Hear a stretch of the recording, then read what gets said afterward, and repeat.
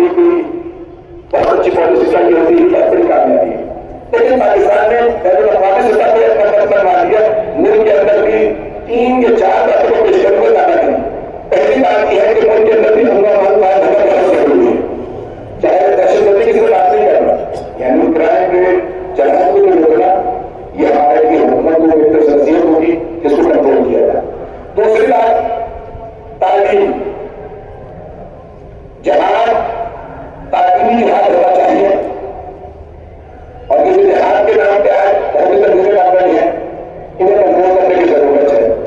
पाकिस्तान का कद और बड़ा होगा अगर अभी मंतिक अक्ल कुरान हदीस से जवाब दो। जब आपके पास अकलियत मंतिकी जवाब नहीं है तो फिर असले पे आ जाते हैं, फिर आप कदम पे आ जाते हैं, फिर शादी की शादी में बनने करने की जरूरत है। चौथे तीसरे नौजवानों को रोजगार की जरूरत है। पाकिस्तान दुनिया का ऑफिशियली 5वां बड़ा मुल्क है, अनऑफिशियली तीसरा या चौथा बड़ा मुल्क है। पाकिस्तान की आबादी 30 करोड़ से ज्यादा है, तो उस हिसाब से पाकिस्तान दुनिया का, हिंदुस्तान और चीन के बाद सबसे बड़ा मुल्क बनता है, और अगर अमेरिका को मानते तब भी 4वां बड़ा मुल्क बनता है। मैं खुल की बातें करने वाला बहुत नहीं, आज आप बर्दाश्त कर लीजिएगा मुझे, मेरी आखिरी मंत्री से मुझे यहाँ से करना ही जाना, मैं बहुत खुल के करने वाला बातें। पाकिस्तान बैरूनी हालात के अंदर जब बदला हो तो मुल्क के दाखिली हालात के अंदर भी एक तो महंगाई को कंट्रोल करना बहुत जरूरी है। यहाँ पे रखी किस शहरों में रहने वाले, गाँव देहातों में रहने वाले झंडे जानवर बांध देते हैं, परिंदे बांध देते हैं, उनके पास अपनी सब्जियां होती हैं, अपना घर होता है, लेकिन शहरों में रहने वाले गरीब बस्ती बिल्कुल पिस चुकी है। तो इस पर करने की जरूरत है। आखिरी बात, चौथी और आखिरी बात ताकीद कर रहा हूँ, बुरी बुरी मेरी बात है, मेरा काम नहीं। आज में मुझे कहा है कि इस वक्त सबसे बड़ी मजलिस है, उनको की सबसे बड़ी मजलिस, बल्कि अपनी फांसी में भी बड़ी मजलिस नहीं है, दुनिया की सबसे बड़ी मजलिस है, तो मेरी जिम्मेदारी में से आता हूँ। अगर यहाँ जाकर बड़ा सुंदर तो मेरी जिम्मेदारी बढ़ जाती है, तो मैं चलने बातें नहीं करेंगे। आखिरी बात, जब तक दीन के नाम पर लोग दहशतगर्दी करते नहीं, कोई भी तंजीम हो, जब उनके पास कुरान से, हदीस से, मंतिक से जवाब नहीं आता तो मुश्किल में धक्के की तरह से करने की धमकी देते हैं। मेरे जवाब हो गई तो कभी देखिए ना पैम्पर थे अपनी धमकियों से ना आती है, तो वो डर का पहला वो समझौता कर लेता है। इस मुल्क में तारीफ है, यहाँ पे सियासतदानों ने अपनी फांसियां ली है, समझौते नहीं लिए, तो उन्होंने कहा कि हमें डराने वाले 100 दफा अपने आईने में चेहरा देखे, हम हैं, मेरे लोगों में हमने सही है।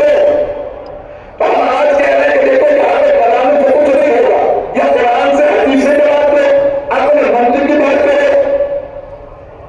डराने से कोई पाकिस्तान से भाग नहीं जाएगा। अल्लाह के नाम में आता रहूंगा, पढ़ता रहूंगा, मैं सबको ताकत दे रहा हूँ।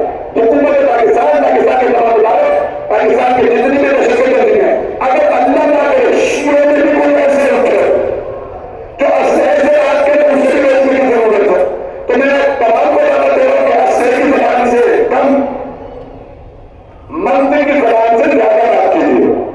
जैसे कि पाकिस्तान में सबको यहाँ पे आजादी है, तो यहाँ सबको जबान से बात करने की जरूरत है, इस असर से, चाहे सियासी पार्टियां हो, चाहे मजहबी तंजीमें हो। आए एक और आखिरी बात जिसकी तरफ इशारा करना शायद जरूरी हो,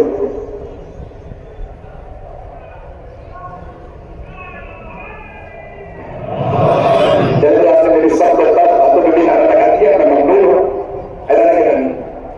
याद रखिए बैनुल-अक़वामी तौर पर कुछ साजिशें चल रही हैं इस्लाम के खिलाफ। इस वक्त 1/3 दुनिया के आबादी मुसलमान,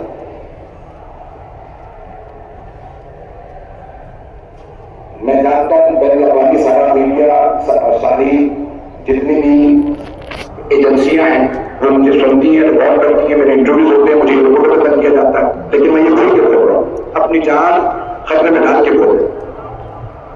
सारे बच्चों की तवज्जो मैं बिल्कुल आराम से पेश करूंगा। ये जितनी भी गंदी वेबसाइटें हैं, 90%, 80-90% से ज्यादा इनके मालिकान इसराइल में रहते हैं, और वहां ये ब्रांड है। दुनिया को गुलामियों की आदत डाल रहे हैं, और अपने माशरे के अंदर कंट्रोल रखा हुआ है। अंडर 16 के ऊपर पाबंदी लगाई गई है, सोशल मीडिया इस्तेमाल न करें, मुख्तलिफ चीजें। ऐसा जाने कि हमें अपने मुआशरे को बचाना। ये जितनी भी आज मुख्तलिफ कैंसर दिए जा रहे हैं ना, अखलाकी कैंसर, इन सब से बचना। एक बहुत बड़ी साजिश आने वाली जिसका नाम है बायोलॉजिकल वेपन्स। अब लोग आपको असले से नहीं मारेंगे, उन्हें भी पता लोगों ने मिसाइल बना ली है। अब नई साजिश की जा रही है और वो है बायोलॉजिकल वेपन्स। कोरोना दिखाया गया था, इसी तरह से इबोला आ रहा है, जो पहले से था फिर चला गया फिर दोबारा आ गया। आइंदा भी ऐसी बहुत सी साजिशें हैं कि जहां बायोलॉजिकल बीमारियां वबाएं फैलाई जाएंगी। लोग इसके ऊपर बाकायदा काम कर रहे हैं। ये मैं बहुत कुछ मैं जानता हूं, मैं अपनी जान खतरे में डाल के बोल रहा हूं, क्योंकि जो बहुत बड़े बड़े पैसे वाले लोग हैं वो इन साजिशों के पीछे, और पाकिस्तान उनका बहुत बड़ा टारगेट है। एक और सुन लीजिए, अशियाए फोटोपोस्ट को बहुत ज्यादा महंगा किया गया है। अल्लाह का शुक्र है पाकिस्तान जराई मुल्क है, उसके बावजूद भी यहाँ पे महंगा नहीं है। आइंदा गोश्त और खाने पीने की चीजों को लोग इतना महंगा कर देंगे कि कोई आदमी भी सोचेगा खाने से पहले। तो ये बहुत बड़ी साजिश तो आने वाली है। मकानों की कीमतें महंगी हुई है पाकिस्तान में भी, दुनिया भर में दोबारा गिरने लगी।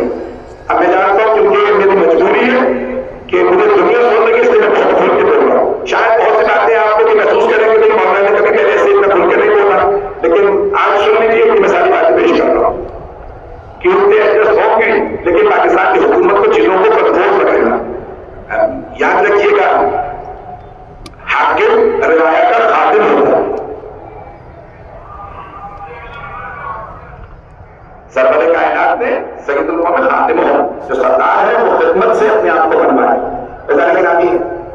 के जितने भी ग्रुप हैं, दस्ते हैं, ये सब के सब अल्लाह का करेंगे। जानवर को जिस इंसान